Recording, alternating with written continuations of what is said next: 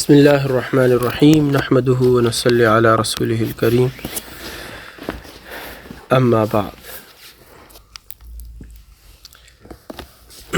میرے عزیزو، یہ حضور صلی اللہ علیہ وسلم کے حالات چل رہے ہیں اور وحی کی ابتدا کیسے ہوئی یہ بات فی الحال تو شروع نہیں ہوئی۔ اس سے پہلے چونکہ ایک بات سامنے آئی کہ وحی کی ابتدا ہونے سے پہلے نبی کے سحال پر ہوتے ہیں، تو اس بارے میں بتایا گیا کہ وہ کامل ولی اور اعلیٰ درجہ کے صدیق ہوتے ہیں۔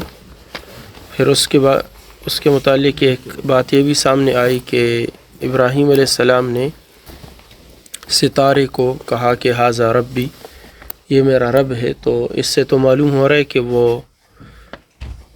یعنی شرک پر تھے۔ تو اس بات کی وضاحت کرتے ہوئے حضرت نے لکھا کہ بھائی یہ کہنا کہ ھذا ربی، یہ ستارہ میرا رب ہے، سورج چاند، وہ ان لوگوں سے محاجہ کے طور پر تھا، مقابلہ کے طور پر تھا۔ اور ایک ہوتا ہے نا کہ ایک تحقیقی جواب ہوتا ہے، ایک الزامی جواب ہوتا ہے۔ تحقیقی جواب تو یہی ہے کہ جو بات کوئی آدمی سوال کرے اس کا محقق جواب دیا جائے، جو جواب اس کا بنتا ہے۔ لیکن الزامی جواب یہ ہوتا ہے کہ اس آدمی سے اس کے سوال میں سوال کر لینا، یہ اس کا جواب ہو جاتا ہے کہ خود وہ جب آپ کو اس سوال کا جواب دے گا تو اس کا جو جواب ہے وہ خود سمجھ جائے گا۔ تو یہ بھی الزامی جواب دیا کہ دیکھو یہ اگر ہم چاند ستاروں کو رب کہیں تو ان کو تو افول لاحق ہوتا ہے، یہ تو مغرب کو جا کے سورج غروب ہو جاتا ہے اور چاند بھی جا کے اپنے وقت پہ غروب ہو جاتا ہے اور ستارے بھی صبح کو غائب ہو جاتے ہیں، روشنی ان کی ختم ہو جاتی ہے۔ تو یہ تو رب نہیں ہو سکتے۔ اللہ کو تو ظہول اور افول، زائل ہو جانا، ختم ہو جانا، یہ چیزیں لاحق نہیں ہوتی۔ تو محاجہ کے طور پر ابراہیم علیہ السلام نے اور ان کو سمجھانے کے طور پر یہ کہا تھا کہ چلو دیکھ لیتے بالفرض یہ چاند میرا رب ہے اور یہ سورج میرا رب ہے، تو شام کو تو اس کا قصہ ختم ہے۔ تو اس بارے میں کہا کہ ابراہیم علیہ السلام کے متعلق یہ ساری باتیں ذکر کر کے اس کے آخر میں کہا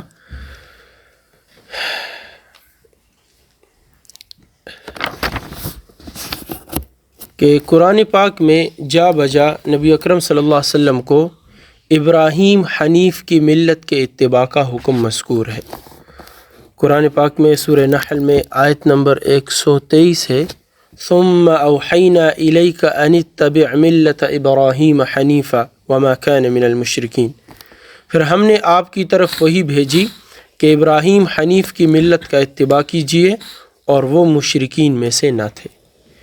قل اننی ہدانی ربی الی صراط مستقیم دینا قیما ملت ابراہیم حنیفا وما کان من المشرکین۔ سورہ انعام کی آیت نمبر 161 ہے، آپ کہہ دیجئے کہ اللہ نے مجھ کو ایک سیدھا راستہ بتایا ہے، وہ ایک صحیح دین ہے جو ابراہیم کا طریقہ ہے، جن میں ذرہ برابر کجی نہ تھی اور نہ وہ کبھی مشرکین میں سے ہوئے۔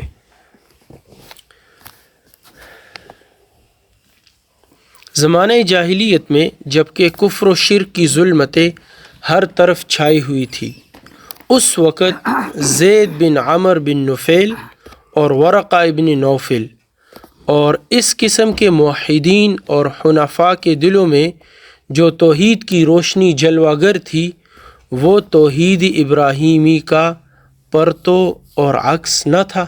انداز سوال ہے۔ تو پھر کس کا تھا؟ یعنی یہ جو حضرات تھے یہ توحید پسند لوگ تھے، موحدین تھے اور حنفاء تھے، بت پرستوں سے ایک طرف رہنے والے تھے، تو ان کے دلوں کے اندر جو روشنی تھی وہی دین ابراہیمی کی روشنی تھی۔ تو جب دین ابراہیمی کی روشنی سے یہ لوگ موحد بنے تو کیا خود ابراہیم علیہ السلام موحد نہیں ہوں گے؟ اس بات کی وضاحت کرنا چاہتے ہیں۔ کیا معاذ اللہ زید اور ورقہ کی فطرت ابراہیم علیہ السلام سے زیادہ سلیم تھی؟ آگے کہہ رہے ہیں کہ قاضی عیاض قدس اللہ سرہ شفا میں فرماتے ہیں، اے عزیز خوب جان لے اللہ تعالی ہم کو اور تجھ کو اپنی توفیق کی نعمت عطا فرمائے کہ جس چیز کا اللہ کی توحید اور معرفت، ایمان اور وحی سے تعلق ہے وہ حضرات انبیاء کو نہایت کامل اور واضح طریق سے معلوم ہوتی ہے۔ حضرات انبیاء کو خدا کی ذات و صفات کا علم یقینی ہوتا ہے، معاذ اللہ کسی چیز سے بے خبر نہیں ہوتے اور نہ ان کو اس بارے میں کوئی شک اور تردد ہوتا ہے، اور ہر اس چیز سے معصوم اور پاک اور منزہ ہوتے ہیں کہ جو اس کی معرفت اور یقین کے منافی ہو۔ اسی پر تمام مسلمانوں کا اجماع ہے اور براہین قاطعہ اور دلائل واضحہ سے یہ ثابت ہو چکا ہے کہ حضرات انبیاء کے عقائد میں کوئی غلطی نہیں ہو سکتی۔ خلاصہ یہ کہ حضرات انبیاء کرام کے نفوس قدسیہ ابتدا ہی سے کفر و شرک اور ہر قسم کے فحشاء اور منکر سے پاک اور منزہ ہوتے ہیں۔ شروع ہی سے وہ حنیف و رشید ہوتے ہیں، فطری طور پر ہر بری بات سے متنفر اور بیزار ہوتے ہیں۔ چنانچہ شداد ابن اوس رضی اللہ عنہ روایت کرتے ہیں کہ رسول اللہ صلی اللہ علیہ وسلم نے ارشاد فرمایا، فَلَمَّا نَشَأْتُ بغضت الی الاوثان بغضت الی الاوثان وبغض الی الشعر، کہ جب سے میرا نشو و نما شروع ہوا اس وقت سے بتوں کی شدید عداوت و نفرت اور اشعار سے سخت نفرت میرے دل میں ڈال دی گئی۔ نبی کے لیے ضروری ہے کہ وہ سرتاپا حق اور صدق ہو، اس کے قول میں، اس کے فعل میں، اس کی نیت میں، اس کے عزم و ارادے میں کہیں کذب اور تخیل کا شائبہ اور نام و نشان بھی نہ ہو۔ تخیل شک و شبے کو کہتے ہیں۔ لہٰذا مناسب ہوا کہ نبی شاعر نہ ہو، اس لیے کہ شاعر کا کذب و شوائب سے پاک اور منزہ ہونا اغلباً اور عادتاً ناممکن ہے۔ شعراء عام طور سے بیچ میں بات کو بنانے کے لیے، چونکہ وہ شاعر ہوتے ہیں، وہ جانتے ہیں کہ لفظ کے اوزان کیا ہوتے ہیں، یہ لفظ بنتا کیسے ہے، تو بعض دفعہ اس الفاظ کو خوبصورت کرنے کے لیے درمیان میں جھوٹ لے آتے ہیں تاکہ جو الفاظ کا حسن ہے وہ خراب نہ ہو۔ کوئی بات نہیں اگر جھوٹ بیچ میں آ جائے، تو کہہ رہے اغلباً ایسے ہوتا ہے، یعنی کہ سارے شاعر ایسے ہوتے ہیں، لیکن عادتاً اور اکثر یہی ہے کہ شعراء کے کلام میں کذب کا شائبہ ہوتا ہے، تو اسی وجہ سے نبی شاعر نہیں ہوتے۔ اور قرآن پاک میں بھی اللہ نے اس بات کو واضح کیا، اس لیے ارشاد ہوا وَمَا عَلَّمْنَاهُ الشِّعْرَ وَمَا يَنبَغِي لَهُ، سورہ یاسین میں آیت نمبر 69 ہے، ہم نے آپ کو شاعری کا علم نہیں عطا کیا اور یہ علم آپ کے لیے مناسب بھی نہیں۔ چنانچہ منصب نبوت و رسالت آپ کے لیے مقدر ہو چکا تھا، اس لیے حق جل شانہ نے ابتدا ہی سے آپ کے قلب مطہر کو ان تمام امور سے متنفر اور بیزار کر دیا کہ جو منصب نبوت و رسالت کے منافی اور مبائن تھی۔ اس لیے اسی طرح اللہ نے آپ کو بڑھایا اور جوان کیا۔ جب زمانہ نبوت کا قریب آ پہنچا تو رؤیا صادقہ اور صالحہ، سچے اور درست خواب دکھائی دینے لگے۔ نبی نبأ سے مشتق ہے، نبی کا جو لفظ ہے وہ نکلا ہے نبأ، نون با حمزہ۔ لغت عرب میں نبأ اس خبر کو کہتے ہیں کہ جو محتم بالشان اور بالکل صحیح اور واقعہ کے مطابق ہو۔ ایک تو یہ کہ جو محتم بالشان بہت بڑی خبر اور بالکل صحیح ہو، اور تیسری بات واقعہ کے مطابق ہو۔ واقعہ کے مطابق ہے کہ میں نے کہا منصور بھائی یہاں موجود ہے تو موجود ہے، لیکن میں کہہ رہا ہوں کہ یہاں ارقم موجود ہے، وہ موجود تو نہیں ہے۔ واقعہ میرا کہنا واقعہ کے مطابق نہیں ہے۔ تو اسی طرح یہ بھی ہے کہ نبأ اس خبر کو کہتے ہیں جو محتم بالشان ہو، بالکل صحیح ہو اور واقعہ کے مطابق ہو۔ مطلق خبر کو نبأ نہیں کہتے، عام جو خبر ہوتی ہے اس کو نبأ نہیں کہا جا سکتا۔ نبی کو نبی اس لیے کہتے ہیں کہ اس کو بذریعہ وحی کے انباء الغیب یعنی غیبی خبروں پر جو کہ نہایت محتم بالشان اور بالکل صحیح اور واقعہ کے مطابق ہوتی ہے اور کبھی غلط نہیں ہو سکتی، نبی کو بذریعہ وحی ایسی خبروں کی اطلاع دی جاتی ہے، اسی وجہ سے نبی کو نبی کہا جاتا ہے۔ امام ربانی شیخ مجدد الفسانی قدس اللہ سر اپنے ایک مکتوب میں مختصراً نبوت کی حقیقت کو اس طرح بیان فرماتے ہیں،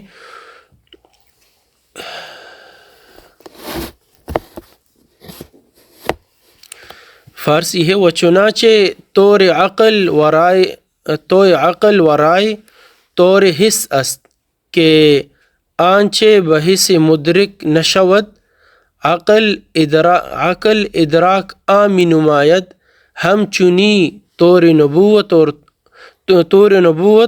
و رائے طور عقل است، اینچه بعقل مدرک نشود بتوسل نبوت بدر کی می درایت۔ اس کا ترجمہ ہے، بہت مشکل فارسی ہے۔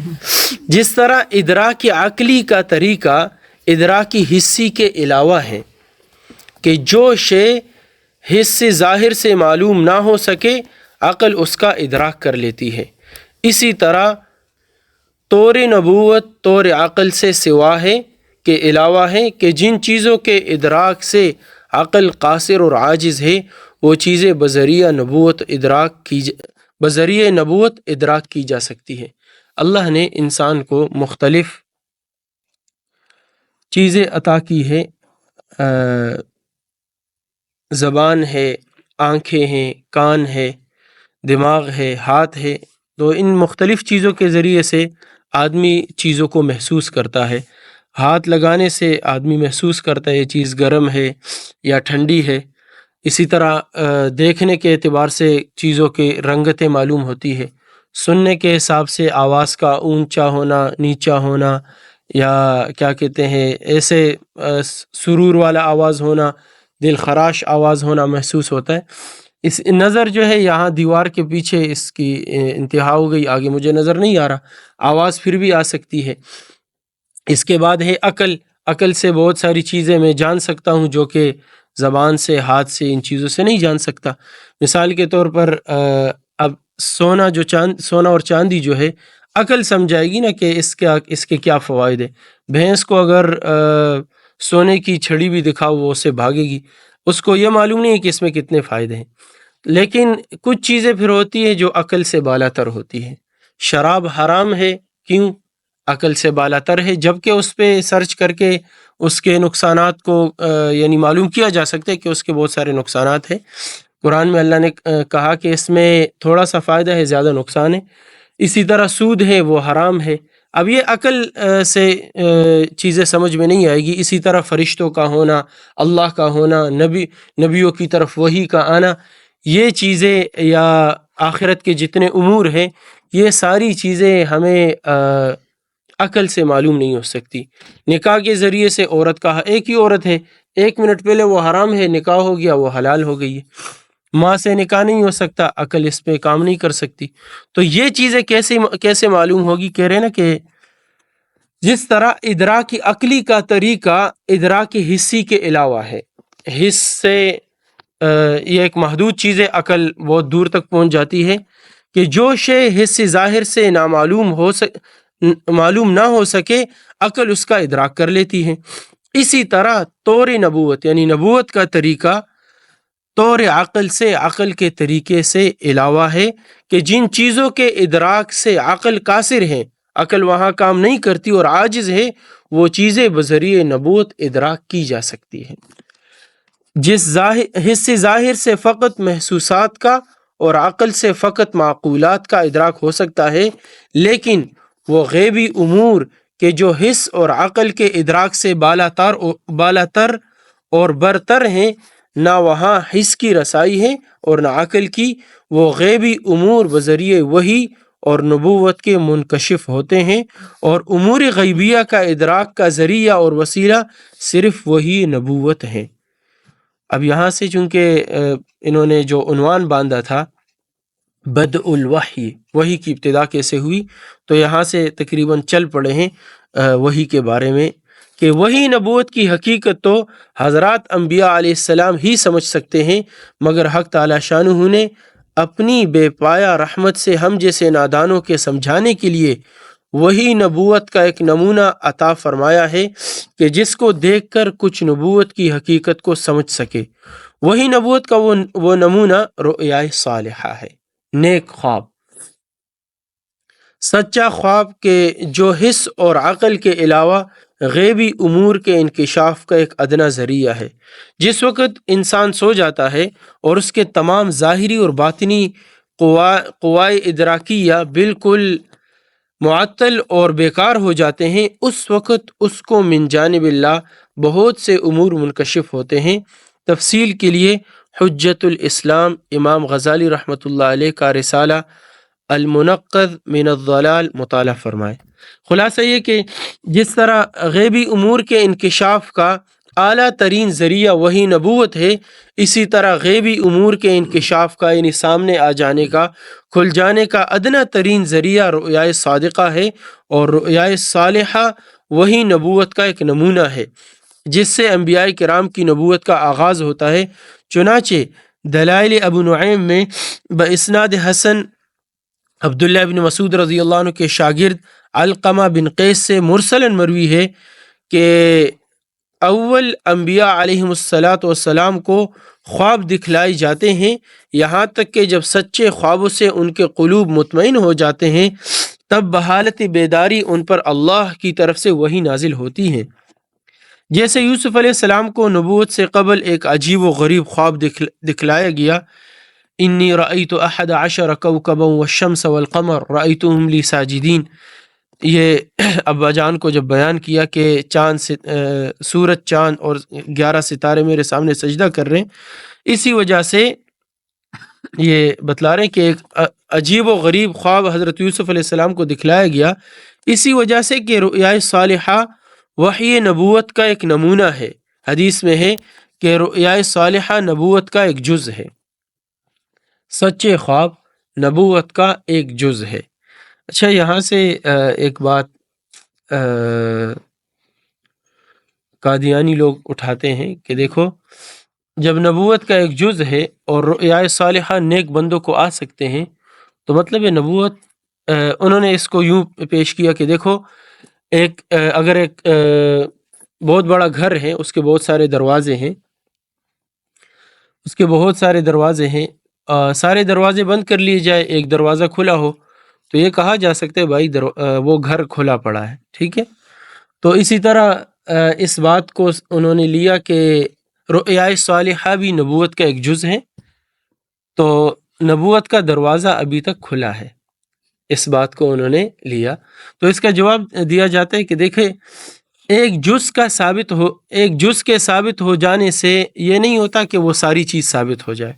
مثال کے طور پر عمران بھائی ٹیکہ لگانا جانتے ہیں، یہ مثال انہوں نے دی ہے، ٹیکہ لگانا جانتے ہیں، ٹھیک ہے، انہوں نے کسی کو ٹیکہ لگا دیا تو یہ تو نہیں کہا جا سکتا بھائی عمران بھائی ڈاکٹر ہے۔ ایک جز کے ثابت ہونے سے یہ پورے وہ چیز اس کو حاصل نہیں ہو سکتی۔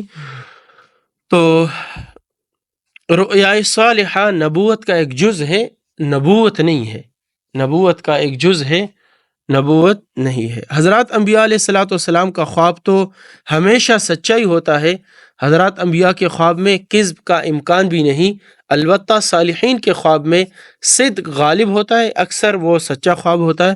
شاذ و نادر ان کا خواب از قبیل اضغاث احلام ہو جاتا ہے، یعنی کبھی وہ خواب ویسے خیالی خواب ہو جاتا ہے۔ فساق و فجار کے خواب اکثر اضغاف احلام ہوتے ہیں۔ صحیح مسلم میں حضرت ابو ہریرہ رضی اللہ عنہ سے مروی ہے کہ رسول اللہ صلی اللہ علیہ وسلم نے ارشاد فرمایا، اصدقهم رؤیا اصدقهم حدیثا، جو شخص اپنی بات میں سب سے زیادہ سچا ہے وہی خواب میں بھی سب سے زیادہ سچا ہے۔ یعنی اب معاشرے میں دیکھو، اگر تمہارے سامنے کوئی خواب بیان کرے تو اس کے حالات دیکھو کہ وہ سچا آدمی ہے، جھوٹا ہے، من گھڑت باتیں بنا لیتا ہے۔ تو اگر واقعی وہ معاشرے میں ایک بہت اچھا انسان ہے اور سچا انسان ہے تو خواب جو وہ بیان کر رہا ہے وہ خواب اس کا سچا ہوگا۔ اسی بات کو آگے بیان کریں گے کہ رؤیا صالحہ نبوت کا 46واں 70واں 76واں جز ہے، تو وہ بھی اسی حساب سے بتائیں گے کہ جو جتنا سچا ہوگا اس کا خواب اس درجے کا ہوگا، جو کم درجے کا سچا ہوگا تو اس کا 76واں 70واں نمبر ہوگا، اور جو زیادہ سچا ہوگا تو 46ویں نمبر میں آ جائے گا۔ اس حدیث سے صاف ظاہر وقت دیکھ لے، اجازت نہیں ہو. اس حدیث سے اچھا، اصدقهم رؤیا اصدقهم حدیثا، جو شخص اپنی بات میں سب سے زیادہ سچا ہے وہی خواب میں بھی سب سے زیادہ سچا ہے. اس حدیث سے صاف ظاہر ہے کہ خواب کے صادق ہونے میں بیداری کے صدق کو خاص دخل ہے، اور جو شخص جتنا زیادہ صادق الکلام ہے اسی قدر نبوت سے قریب ہے، اور جس قدر صدق سے دور ہے اتنا ہی نبوت سے دور ہے. اسی وجہ سے نبی اکرم صلی اللہ علیہ وسلم نے کبھی یہ ارشاد فرمایا کہ رؤیا صالحہ نبوت کا 26واں جز ہے، اور کبھی یہ فرمایا کہ 46واں جز ہے. باقی انشاءاللہ کل بیان کریں گے. لیکن خواب کے بارے میں یہ ہے کہ 3 قسم کے عام طور سے خواب ہوتے ہیں. رؤیا صالحہ ہوتے ہیں، سچے خواب، نیک خواب، اور دوسرے جھوٹے خواب ہوتے ہیں، جھوٹے نہیں، برے خواب ہوتے ہیں جو شیطانی حرکتیں سامنے آتی ہیں. اور ایک قسم کے خواب وہ ہوتے ہیں جو آدمی دن میں جو کام کرتا ہے، جیسے ہم نے خود دیکھا اپنے مدرسے میں، بظاہر وہ خواب، وہ لڑکا خواب ہی دیکھ رہا ہوگا. ہم گردان بولتے تھے نا دوسرے سال میں، ضربہ ضربہ ضربو، وہ سورے گئے ضربہ ضربہ ضربو ضربت، پورے 76 یا 72 صیغے ہیں، 76 یا 72 لفظ ہے، وہ ایک سانس میں پڑھنا ہوتا ہے. تو وہ ایک سانس میں پڑھ لیتا تھا خواب کے اندر، ہم نے خود دیکھا ہے. تو ایسے ہی یہ یعنی وہ اس کے آس پاس کے ماحول کے حساب سے وہ باتیں نیند میں آ جاتی ہے. بہت سارے آپ کے سامنے بھی آتی ہوگی. تو یہ 3 قسم کے خواب ہے، رؤیا صالحہ، معمولات کے خواب، اور ایک ویسے شیطانی خواب. سبحان اللہ و بحمدہ، سبحانک اللہ.